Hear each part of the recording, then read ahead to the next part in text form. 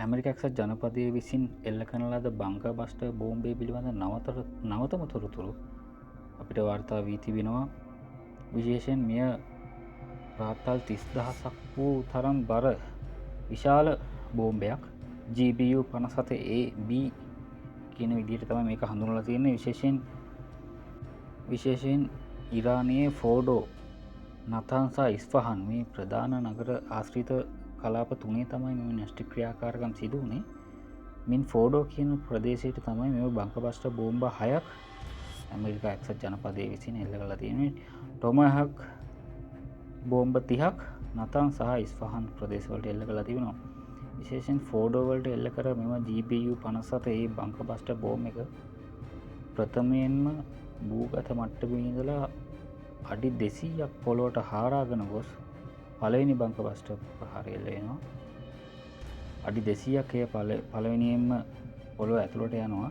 ඉන්පසු දෙවනියට එල්ල කරන ලද බංකබස්ට බෝම්බය එම ප්‍රථම ප්‍රහාරයෙන් ඇති වූ ආවාටය පසාරු කරගෙන තවත් ඇතුළට ගොස් ග්‍රවුන්ඩ් එකට යටටම ගොස් දෙවනි බංකබස්ට බෝම්බය මේ විදියට උපුරා ගිහින් තියෙන. ඉතින් මේ වගේ ප්‍රහාර කීපයක්ම බෝම්බ 6ක් ඉරානයට එම ෆෝඩෝ න්‍යෂ්ටික බලාගාරයට ඇමරිකා එක්සත් ජනපදය විසින් එල්ල කරලා තිබෙනවා. මෙම ප්‍රහාර මගින් එම ප්‍රදේශ සම්පූර්ණයෙන්ම එම න්‍යෂ්ටික බලාගාර පරීක්ෂණ මධ්‍යස්ථාන විනාශ වූ බවට යුද වාර්තා සඳහන් වෙනවා.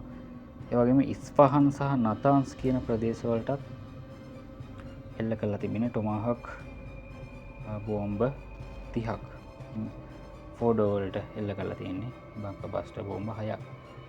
ඉතින් මේ වන විට මෙම ප්‍රහාරය ඉරානයේ න්‍යෂ්ටික බලධාරීන් විසින් පිළි අරගෙන තිබෙනවා. ඔවුන් ඒ වුණාට ප්‍රකාශ කරලා තියෙනවා ඔවුන්ගේ න්‍යෂ්ටික වැඩපිළිවෙල කිසිදු ලෙසකත් නවත්වන්නේ නැති බව. ඉතින් බංකබස්ට බෝම්බය රැගෙන යන්න පුළුවන් ඇමරිකා එක්සත් ජනපදයේ විශේෂ ගුවන් යානාවකට විතරයි එම තාක්ෂණය තිබෙන්නේ ඇමරිකා එක්සත් ජනපදයට පමණයි. ඉතින් GBU 57AB කියන බංකබස්ට බෝම්බ එක ඇමරිකානු ගුවන් හමුදා විසින් භාවිතා කරන ඉතා ප්‍රසිද්ධ බංකබස්ට බෝම්බයක්. අධි බලති බෝම්බයක්. ඉතින් මේකේ මෙම ගුවන් යානාවත් ඉතාම විශේෂයි. එම තාක්ෂණය ඇමරිකාවට පමණයි දැන්න තියෙන්නේ. අඩි 50,000කට උඩින් පියාසර කරන්න පුළුවන් සැතපුම් 6,900ක් එක තෙල් සැපයීමකින් නැවත ගොස් පැමිණීමට පුළුවන්.